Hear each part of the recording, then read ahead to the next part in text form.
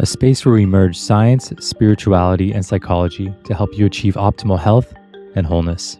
Hey everyone, welcome back. So, nervous system and nervous system based healing has become very front of mind for those of us in the holistic health space. In our high stress, hyper-connected world, our nervous system pays a dear cost. So modalities like somatic healing, ecstatic dance, embodiment practices, and even grounding mats have risen to popularity. However, there are more kind of tech forward ways to reset the nervous system. And one of those is something called a vagus nerve stimulator.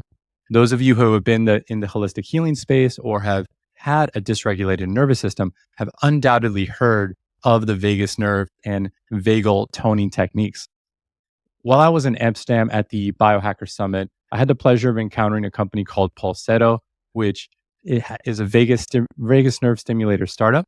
And so in today's episode, I have Vitalijus Majorovas, who I probably massacred his name, but he's the founder of Pulsetto. And he is here today to really share a little bit about the science, the why behind his company, and a little bit about what makes it different from other companies trying to address the problem of stress or kind of chronic stress, mental health, and a lot of the physiological conditions that are accompanied that. So welcome to the podcast.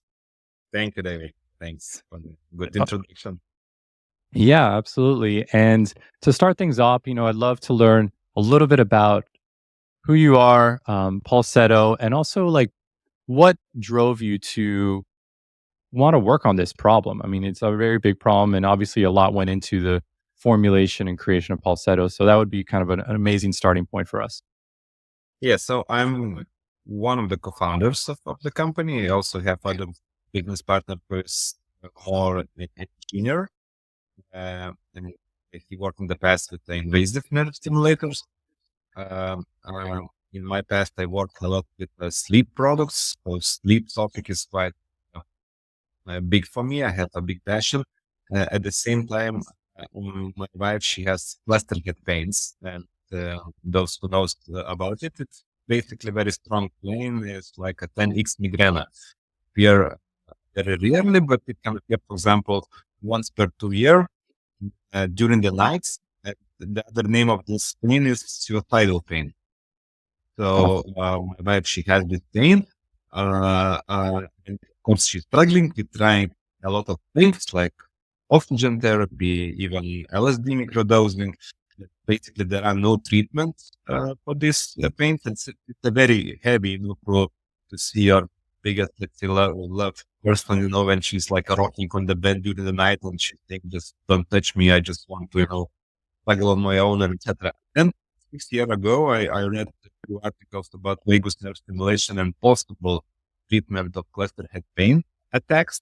And this is how I dig deeper in this topic. And 3 years ago, at my co-founder Povilas, like I said, we worked already with the invasive nerve stimulators, and we decided that we need to create this device because we saw some kind of potential in the market, because at that moment it was few vagus nerve stimulators, but we saw that they are not so user friendly, let's say, and they are more B2B, not B2C, let's say, focused companies. And this is how, Pulsetto idea became the reality. Amazing. So yeah, it's an amazing story. And also, so since using vagus nerve stimulators, or specifically Pulsetto, is your wife still suffering from those cluster headaches, or has that been able to subside? Yeah, it's from her teenage time. I mean, basically, she Wow. has this disease. The last time it appeared 2.5 years ago. So, I mean, she's using this device like frequently. It's one of the frequent customers we have, but at least I have like a self confidence that they have created a weapon to treat, let's say, this kind of pains in the next, let's say, peak of her, let's say, tech. We still don't have like a claims to treat, let's say, the migraine or cluster head pain, because we lack Yeah. this. But for example, one of our competitors already have FDA approval to treat cluster head pains, and you can find this in the hospital official device. also a holdable device which will hold the neck region. I mean, later why the neck is important in case of vagus nerve. Sure. And by this device, you can decrease the level of pain of cluster head. Amazing. Yeah, I think most people, when they are introduced to vagal toning or the vagus nerve in general, it's usually in relationship to the nervous system and nervous system based healing associated with words like grounding. So it's really interesting that there's these, I don't want to say off label, but just alternative uses for vagus nerve stimulation, like the cluster headaches, which I know are absolutely debilitating. And says a lot that, you mentioned even you were considering LSD microdosing. You even mentioned that when we had met as well. So this is an amazing kind of, sounds like a low risk intervention, especially compared to something like LSD. I mean, so fantastic.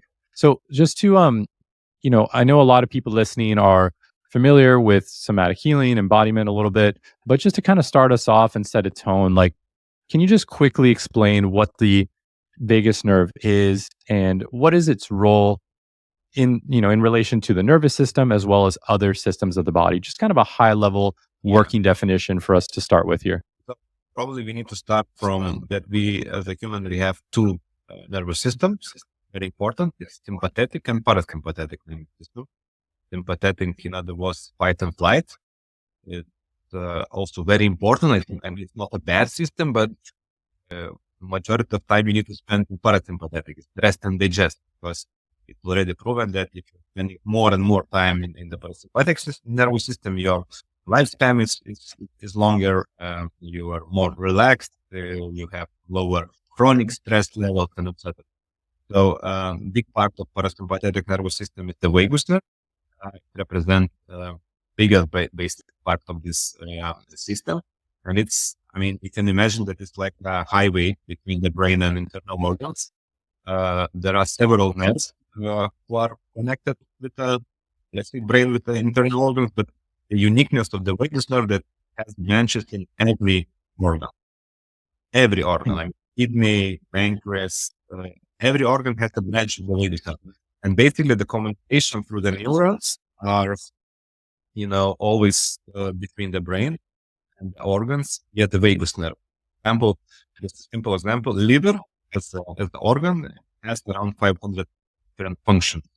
Brain needs somehow to receive the information, check up status of those functions. So those communication go to the vagus nerve. And the reverse communication, for example, brain send the signal via vagus nerve that please reduce the heart rate, please reduce the blood pressure, please increase the bile products or something like that. So if you have bad trend, let's say, of the signal, then you have some issues. You have leaky gut, you have brain fog, and etc. Basically, the strength of the vagus nerve represented by one thing is HRV. So higher ability, HRV, the stronger the vagus nerve tone, let's say, or the strength of the signal. Usually, if you have from 0 to 50, you have like average HRV. If you have from 50 to 100, it's better and better. And if you have above 100, it means that you're strong. It means that the signal is very strong, that you are more and more time spending on the parasympathetic nervous system. You can recover fast, you can relax fast, that you can relax the muscle, the heart rate, and etc. So you can activate the vagus nerve by a lot of, let's say, organic actions, breathing exercises like cold shower. There are some specific exercises like humming, or gargling, or let's say jaw massage, because very big branch of the vagus nerve are in tragus area, and then it goes and goes to the neck. And how effective are these, organic or manual techniques? It's effective, especially breathing. And there is even a few people who are doing huge researches already 20 years about breathing and biofeedback influence on the HMB. So the breathing itself can really make a huge influence on the activation of the parasympathetic nervous system and vagus nerve Just in time, let's say problem is the amount of time. For example, you need to do like a 25 minutes of humming or gargling. Okay. The activation of the nerve. So it takes some time, and that's why we created this electric stimulator, because electricity always will be like a fastest way to do something. And in our, let's say, studies, we see that 5 minutes is enough. Okay. Of course, if Yeah, I don't see most people humming for 25 minutes. That seems like a for 15 minutes. I mean, it's not for everybody, but yeah, of course. for sure. Of course. Thanks for that explanation. That's a really helpful kind of starting point here. So I'd love to learn a little bit about the way Pulsetto works specifically. If you have one around, even you can show it on video. But no worries if you do not rather. And when I tested it, I thought it was very effective. Like in the conference environment, I really noticed it. And where I tested it is not an ideal environment, really for that kind of work. And I definitely felt very calm. I didn't feel like overly activated when I had used it, but I definitely had felt like, I don't know, it was like a high dose magnesium kind of vibe, like just immediately noticed a drop in the nervous system activation. So I'd be curious, A, how it works, and a little bit about the electricity component, because I know that there are some folks that, they're a little concerned about putting something electrical, especially around their neck. So just want to learn a little bit about the safety as well and how that works, and just to kind of address that up front. Yeah, so this is how the device looks. Basically, it can regulate the size of the neck, because the necks are different. And you need to put the device on the neck based on your neck size. You need to put a little bit conductive gel, because there is 2 electrodes here and 2 electrodes here. And you need to switch on the button. And then with mobile app, you can control the device itself. So at this moment, we uploaded here, because on one side we have like an electric scheme where we uploaded the different signals. We uploaded at this moment 5 different signals, and on the other side there is battery. So with the mobile app, you can control the device. You can choose the stimulation program, and you can choose the intensity of the stimulation. But basically, it creates quite deep electric signal. The feeling itself is very similar to TENS, if you know those muscle stimulators, which are usually in the rehabilitation and etc. The TENS are going to the muscle level. In our case, the signal is much deeper, and it goes to the nerve level. So creating some kind of tingling on the it's electricity. From the safety point of view, it's quite safe. I mean, we have some implants like pacers. It can be some contradictions. So you need to talk with the doctor. Pregnant women don't have a lot of data, so that's why we're also not recommending. And redness of the skin could be after the stimulation, but usually this redness is disappearing quite fast. No other things are bad, neither thyroid, neither with heart, and etc. Because already 1993, so years ago, it was 200,000 implants implanted for the people, and there are 200,000 people who have implantable vagus nerve stimulators, and these implantable vagus nerve stimulators, they're treating epilepsy. So every minute, they're switching on to control the seizures of the epilepsy. If you have epilepsy, for example, you can get like a 10, 12 seizures per hour, even, etc. So they have like a 30-year data of those 200,000 people, and they saw that only one possible negative thing is that you can overstimulate the vagus nerve, but you need to put the stimulation like 12 hours per day. So 12 hours per day. Is that what you said? Theoretically, in our case, it's even not possible, because the device will be charged off battery, and to recharge it, because it's not, valid for 12 hours without energy. Okay.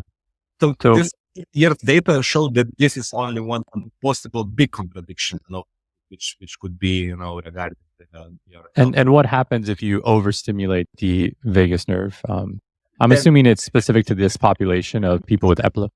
yeah, so Sorry, what is it? it can be damaged. For Okay. example, and damaged vagus nerve means bad things. Basically, it means that the signal is not going through the brain and the organs, and then it can be quite a lot of complication. By the way, Sure. long COVID, there are also proofs that it's also damaging the vagus nerve. So you can or overstimulate and damage the nerve, or strong diseases like COVID can also damage the. Okay, so long COVID damages the vagus nerve. So if someone is confronting long COVID, would this be a safe device for them to use? It can be safe, but it will be challenged to if the nerve is damaged. I mean, is the level Okay. of damage, depending on the level of damage, because if it's completely damaged, it'd be hard. Maybe need surgery Okay. like that. But for sure, you need to try it because it will not be worse in this case. But it cannot be a miracle, in our case. In some cases, it cannot heal the damage. Okay. And how does one know if they have a damaged vagus nerve? Like, how could they sense, like, without going to a physician, are there any telltale signs that their vagus nerve is, You can damaged? feel subjectively from the fatigue, from the leaky gut, from the brain, Okay.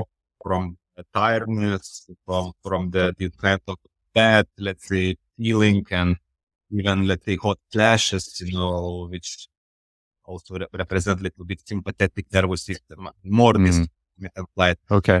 Also, if you're measuring, let's say, your HRV level, also the very low HRV level, like 10, 9, like that, if it trend, if it's like constantly like this, it's not because HRV is dependable also on alcohol consumption, So one day of drop of HRV doesn't mean nothing, Don't panic, If you have consistently, let's say 10, 15 HRV, it's also one of the signals that your vagus nerve not working properly, maybe it can be damaged. Okay. Yeah, that makes a lot of sense. And for someone like that who just has chronic fatigue, maybe not from COVID, someone who's regularly tired, um, just has like typical chronic stress from being a modern human, how many times a day would be the right routine to you to get the benefits from something like Pulsetto? Like how many times would you recommend including it? The point is that you don't need to wear it for hours. It, Sure. like a 5-10 minutes per session, Okay. 3 times per day. So Okay.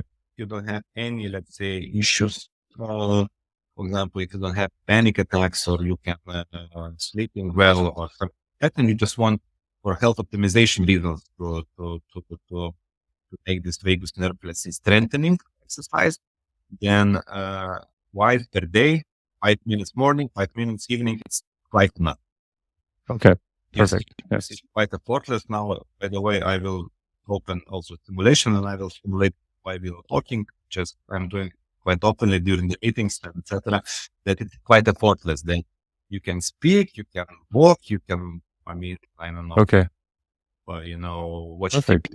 TV, etc. At the same time, you can make this stimulation. So Okay. So it sounds like about twice a day between 5 to 10 minutes. And you mentioned something right now, because we're talking about vagus nerve stimulation. You mentioned a term called vagus nerve strengthening. And I'd be curious from a health optimization standpoint, someone who, has chronic stress and has things going on, but I wouldn't say that their nervous system is very dysregulated. How can they use something like Pulsetto to increase their resilience, increase their HRV? Like, what does that look like as well? So if you are using it consistently, like twice per day, at least several weeks, you can increase the HRV level, which basically is the representation of the vagus nerve strength, or let's say parasympathetic nervous system strength. Of course, there are other factors, and HRV is quite complex metric, Of For course. example, if you will consume alcohol or if you will sleep bad, and etc., and you will use Pulsetto, you cannot expect magic, let's say, formulas. You need also to control other behaviors, etc. For example, now I'm started to do 40 days HRV increasement challenge for myself. I did Okay. it twice with the sleep, and then my famous Lithuania because of sleep experiments. I took 70 scientific factors, and then I tested 200 nights, 3 nights in a row, one factor. I measured everything. Or, of course, clinical trial, but I remember I tested with kiwi eating. Because there is some articles that if you eat kiwi, you will sleep better. So I ate kiwi for 3 evenings in a row. And I tested 70 things like this, like Okay. all. And what influenced the most? Like, were there any variables that made the biggest difference? For sure. I mean, it's like a 5 things. It's a totally different topic, but blue light control is the one of the things. Physical activity before sleep. I mean, it's quite strong. Then to have the routine for sleep. So I have my own routine, 10, 3, 2, 1. So 10 hours before sleep, I am stopping to consume alcohol and caffeine. 3 hours before sleep, I'm doing some exercises and some, let's say, stop dinner, and then 2 hours walking the blue light, and then 1 hour before sleep doing some stress reduction exercise. Doesn't matter, or Pulsetto, or breathing, or Sudoku, or Amazing. just I really appreciate that framework of the 10, 3, 2, 1. I've actually never heard that. And I think that's a very helpful way to frame circadian health in particular. So I think yeah. that's very So now beautiful. the same I want to repeat with HRV. And for example, now first 3 days I will put like a benchmark of my HRV. I will do nothing basically, and then for sure it will be a list of things. What I will try. I just can't say what it will be. Just it's interesting for you. So, for example, of course, it will be breathing and specific breathing exercises, mostly the breathing Biohack stuff. Then I will combine Pulsetto with breathing. I did it in the past, but it's really showing quite a good result if you're combining, let's say, Pulsetto with the breath exercises. Then cold showers and big consumption of omega-3 because there are some studies showing that omega-3 is increasing Nice. strong the vagus nerve connection. Then fasting, and especially long fasting, it also can affect the HRV. So is that like over 16 hours? Like, what are you considering a long fast? It's longer. It's at least 20 hours. 20 hours. Yeah, so Understood. I will try 3 days in a row. 20-hour fasting, and I will see is it the trend is changing or no. Then sauna, 3 days in a row. Then high intensive interval training. Then there is one specific supplement with the name of mildronate. Mildronate. Okay. It's a quite.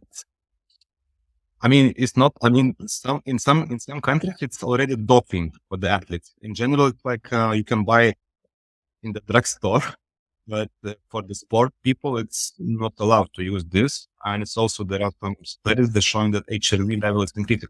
So I will do this test, and usually when testing, there are a lot of bullshit. I mean, a lot of things like kiwi or I don't know. I remember in sleep experiment, I bought a plants, and I was surrounded to my bed with some specific plants. I consumed caffeine 3 days in a row with a very huge amount. I just wanted to see how badly it's influencing the sleep. I was consuming alcohol 3 days in a row. I just want so the same will be like in this case. It will be some of the things which will not work, but some of the things it will create some stack. That for example, Okay. Yeah. Pulsetto plus this plus omega plus something. It can create like a You can. in order to do the HRV.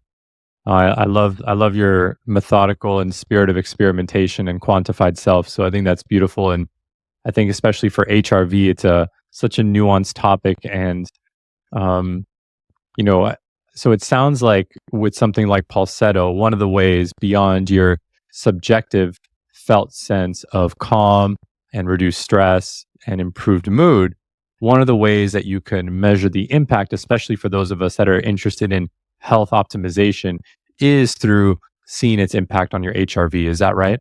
Like, is that Yes, a really good biomarker to use? HRV, heart rate, and blood pressure. Those are 3 biomarkers which we using. It's quite easy to track it because usually you can track it via on trackers like Apple Watch or etc.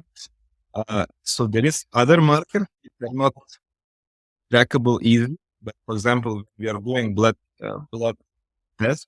What we see that, and it's not only us. We are reading this in other publications about the vagus nerve that let's say 5 minutes of the vagus nerve stimulation increase for the next 2 hours in your bloodstream the neurotransmitter acetylcholine, which is very responsible for Yeah, amazing. inflammation pathway and etc. But for this, you need blood biomarkers.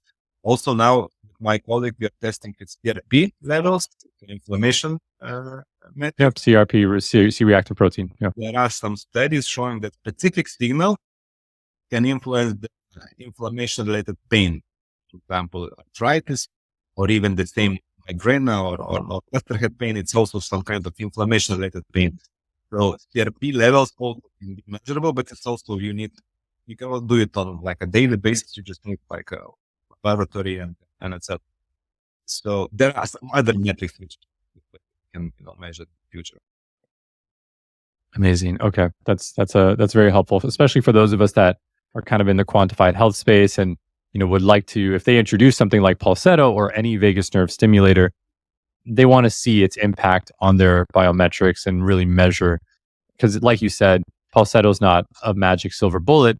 It's usually in conjunction, especially if you're someone who's recovering from nervous system dysregulation. You're probably going to use a stack of things, and Pulsetto may be one of those things to support HRV and nervous system balance. Exactly. So that's one important thing. Now what we can claim only small parts of things what in general vagus nerve stimulation can claim. General. Sure. We made few studies, and that's why we can claim, let's say, heart rate variability changes, and we can claim this parasympathetic nervous system activation. But this is only, let's say, 10% of things what we can claim, because if you insert, let's say, in the PubMed or in some scientific papers, the non-invasive vagus nerve stimulation, you can find around 10,000 studies, and there are already devices, like I said, who are treating by vagus nerve stimulation migraine, the cluster head pain, the blood pressure, the inflammation-related joint pain. So this is where we want to go. And next year, we're planning few clinical studies to prove it. And then theoretically, now we uploaded 5 signals here, but theoretically we can upload up to 100 different signals. Then one device, one hardware will be for, 10, 20 different medical conditions. So you don't need to have like 20 different hardwares in order to do something different. Yeah. But you play with the app, on the app with the stimulation programs, And amazing. Okay. The blood pressure, you just keep using the blood pressure, but you're getting the same device. Yeah.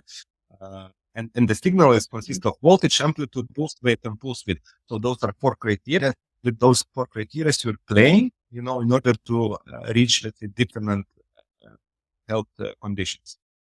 Okay. So it sounds like with the app, you're going to expand the different waves or modes, just to use the simple nomenclature, different modes that are specific to certain conditions. And so I guess with that, I'll kind of pivot over to overall today. Who do you feel would benefit most from Pulsetto? Like, as far as, conditions or lifestyle, like who do you feel should absolutely have this product? So, there are 2 biggest groups of our customers. One group are biohackers. They don't have like a specific issues, but they just want to optimize their health. For example, Brian Johnson, one of our, let's say, customers, he's using this device just before sleep, just to optimize the heart rate. But they don't have like a specific issue. They don't have like a sleep, of course, or they don't have like, panic attacks and etc.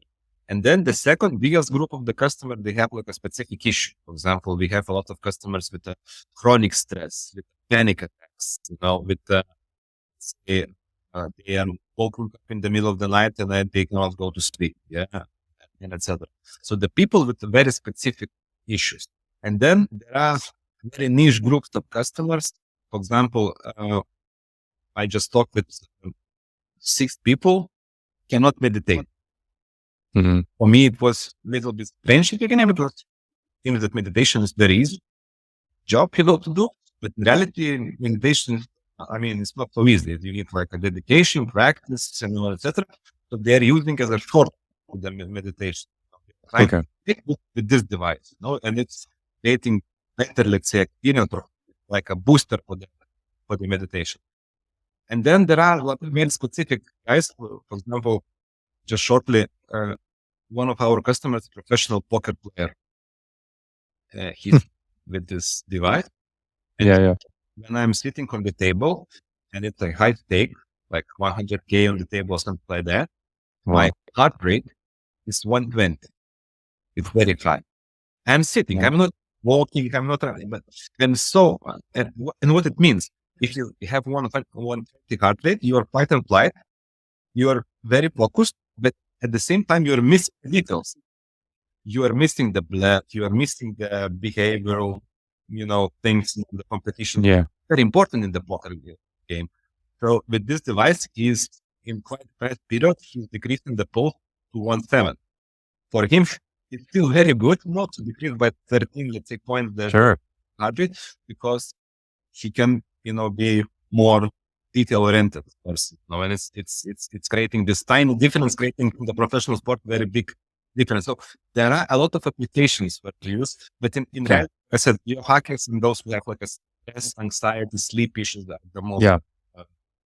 biggest. That makes thanks for clarifying that. And it sounds like that last group is also very interesting, which is people that are in high pressure situations that require, a deep amount of focus or flow state. So I think, you mentioned this poker player, which is a really interesting use case, but I feel that it sounds like anybody who is in these, kind of high stakes, high stress environments, like what comes to mind for me could be someone who is a day trader, someone who, trades in the stock market, has to make like, very important decisions. And it sounds like, maybe not for physical activity, but if you're sitting at a desk with a heart rate of 110, 120, that's not going to help you at all. I mean, so that's a really, really interesting use case. And that poker player is a biohacker too. He's bioharmonizing as well. Starting to make biohacker because he understands that his mental health is the same important like physical health. If you want to be on the top, on the Olympus for the longer period of time, you need to take care of your mental health. Of course. He started to dig deeper in this biohacker, let's say, field. Okay. Absolutely. And so I wanted to just kind of call out, some other devices on the market that are addressing, chronic stress and mental health. The one that comes to mind for me is the Apollo Neuro that's become very popular, especially in the United States. I want to just understand the differences between something like that, that kind of has these modes that are specific to moods. So two questions is, what's the difference between a wrist stimulation, which is what the Apollo Neuro use, and the neck focus stimulation? And then there's also interesting claims on Apollo Neuro that, they could support specific moods. And I'm curious if that is sound science or not. I mean, Apollo is a good company for sure. And I respect very much Apollo. I know the investors of Apollo, so it's really serious guys and science people and the company. So I mean, it's a really strong and serious company. From technical point of view, I think we are different because, like I said, that we're talking about vagus nerve. The majority of the biggest branch of the vagus nerve are here, and maybe something on the chest region, and that's why there is other company Sensei, if you know those. Yes, Sensei, I'm familiar with. It's on the chest, right here in the sternum. Even more vagus nerve stimulation than wrist, because on wrist area there are some branches, but very small branches of the vagus nerve. So this is the big difference.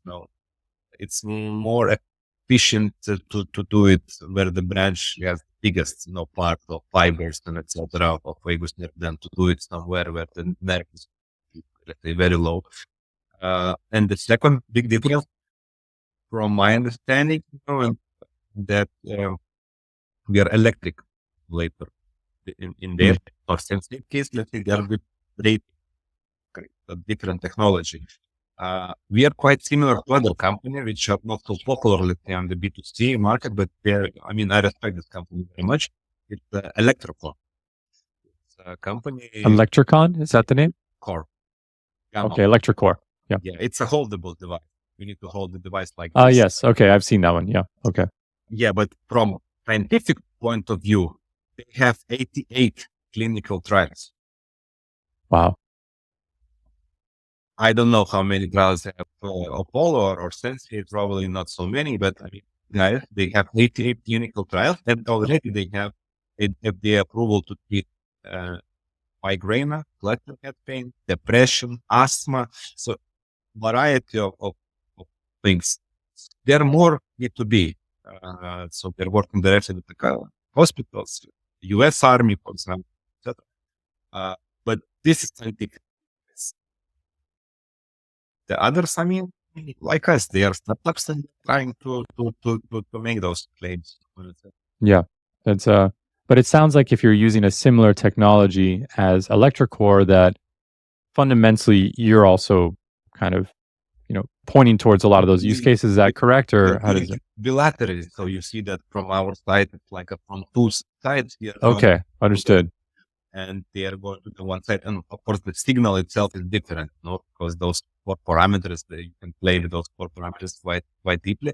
But of course, I mean, you're looking to the studies. Usually, the science people, when they are doing the studies, they're prescribing those four parameters. Let's say what kind of, let's say, range of voltage they use, range of amplitude. Mm-hmm. So we are not like a creating super bicycle here. We are putting like the most popular, let's say, signals. We're just making more user-friendly product with a mobile application and etc. Definitely. Okay. That makes a lot of sense. And I'll definitely look further into that company. I have definitely seen them. And like you said, it's definitely more of a B2B kind of product. But scientific. This is scientific. When we are speaking about clients, we need to speak about this company, not let's say others, because the amount of claims and of studies, of course, are much bigger, in this kind of. Of course. Yeah, and I'm glad we called that out.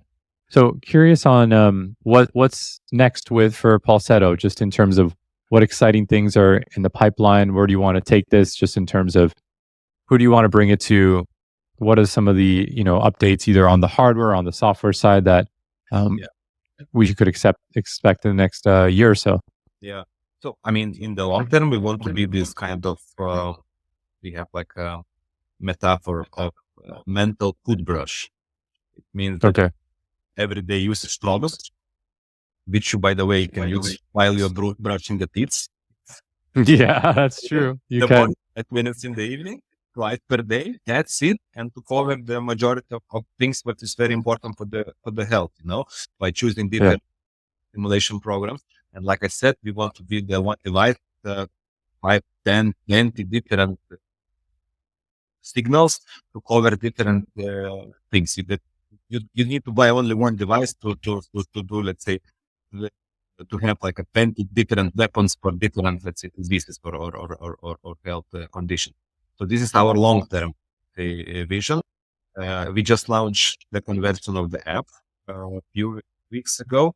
It's better UX, so user experience from the design side. We generated a lot of feedback from the first app version, and then we have premium app version, which means that we combining sound with stimulation, and we are creating like a specific meditation plus stimulation program, which you can buy additional if you want. But the basic features will be like free, like those 5 stimulation programs will always be for free. And then the next year, we want to improve hardware and software. Software, of course, is improved. We can improve much easier. But let's say our next big thing is to create an API to track heart rate variability, and blood pressure changes before and after the stimulation. Okay. Take the data from wearable devices, Whoop, Apple Watch, Aura, Oh, fantastic. So Yeah. to create the tracker here is complicated, but I mean, majority of people are using one of those things, and there are some specific APIs who can connect to see to show you progress, let's say before and let's say after 1 hour of the simulation. So this is like our next big thing in the case of app. I believe that in the first half of the next year it will be done. Of course, we will build more content based things. Sure. Because, like I said, we understood that there are some users who are consuming alcohol, and they're using Pulsetto, and they expect it will be Okay. That's interesting. not everybody's biohackers. Yeah, not everybody's very healthy people, and there are also Okay. who. I mean, and we So see they're having a beer on their couch with their Pulsetto on. Okay. and we see that we really bringing a lot of value if you're educating about it, and that's why Okay. we're doing those HRV challenges and etc. Just to see that if you combine Pulsetto with breathing, if you combine Pulsetto with omega-3, if you combine Pulsetto, Okay. you can make. And is this HRV challenge public? Is it on Instagram or is it just something you publish later? Like, I what just is? started. I just started. Now I need to talk with my marketing team. I want to do it like a silent for Sure. myself. But Yeah. Yeah. No problem. on the summary, probably I will some video or some publication. But maybe I will do it, also publicly. I think it would be really interesting to have a select group of Pulsetto customers or even biohackers and do it all at the same time just to see the variance in variables, like just amongst different body types and all that. I think that could be really fascinating. And you kind of inspired me to do it on myself. I've done a lot of HRV related work, but to do a dedicated challenge with one variable or one or two variables per day, I think could be really fascinating. Starting point of HRV is very important. If you have, let's say, 100 for you to increase to 120, it's already quite challenge. If you have 20 HRV, then you can really definitely during those 40 days increase to 50. The same was with my sleep challenge, by the way. Then I just was so concentrated and so disciplined that in the end of the day, I increased all parameters in sleep, deep sleep, REM sleep, etc. Even if it Wow. still errors on the aura because the aura is not connected to the brain, etc. But still, the trend increased because I was like a dedicated to this challenge. And then in the end, I was making the stacks. I was combining those good things all together. Okay. And next, of course, are working. Definitely. You're doing. So this is regarding the app. Regarding the hardware, we want to make at least one clinical trial next year. Okay. A few more things, and then upload a few signals and maybe go to the medical device steps. Amazing. So, Vitalijus, I've really enjoyed the conversation and specifically the rigor and dedication to having a scientifically validated product, especially in the biohacking and in the natural health space. There's just a lot of people making claims wherever they can and really focusing on the marketing and customer acquisition and less on actually validating their products and bringing it to their market to people that genuinely need it for actual clinical use cases and of course for the biooptimization community is large. So just really, really appreciate your work and dedication there. To end our conversation, I'd love to just hear what you have to say as far as like if someone is looking to get started with vagus nerve stimulation, if they're suffering from chronic stress, from mental health disorders, from panic attacks, how should they get started? How should they build up to a Pulsetto? What would a solid foundational stack of vagus nerve stimulation look like? I think you need to just start from Pulsetto. It's quite a fastest way to do it. You don't need like super disciplined to do it. It's like a twice per day. You can control it while Yeah. that's it. You can start from slow. One of the slowest program is stress program. It's a quite, let's say, not so super strong signal. We have like intensity levels which you can regulate. Some people want stronger, some people want that is smaller. So if you have sensitivity, you can always try with a very low intensity level and program like a couple of minutes in the morning, couple of minutes in the evening, and then for sure you need to track parameters, your trends, etc. and then go deeper. For the breathing exercises are very good. It's already proven by our internal trials. When you're finding this, but also the other behavioral changes like sleep, like food, alcohol consumption is also very important in Cool. health. But this is first I try what is most Totally. but then step by step. Awesome. Fantastic. So we'll be leaving all the details for Pulsetto in the description below. If you're watching on YouTube, it'll be there, or in the show notes, depending on where you're listening to this podcast. So all of that will be there, including where to find Pulsetto, some of the science behind it, and just kind of an easy place to start when it comes to vagus nerve stimulation. So once again, it's really been a pleasure to have this conversation, and I'm going to be doing this HRV challenge as well. I have a Polar H10 strap, and I'll have my Pulsetto, and we'll measure it in real time. And I'm going to come back to you with some of my data as well. I also will use Polaris. So yeah. Yeah. So so I use it mainly for workout and run, like other things, but I'm going to use it for my vagus nerve, my vagus nerve routines now, because you've inspired me.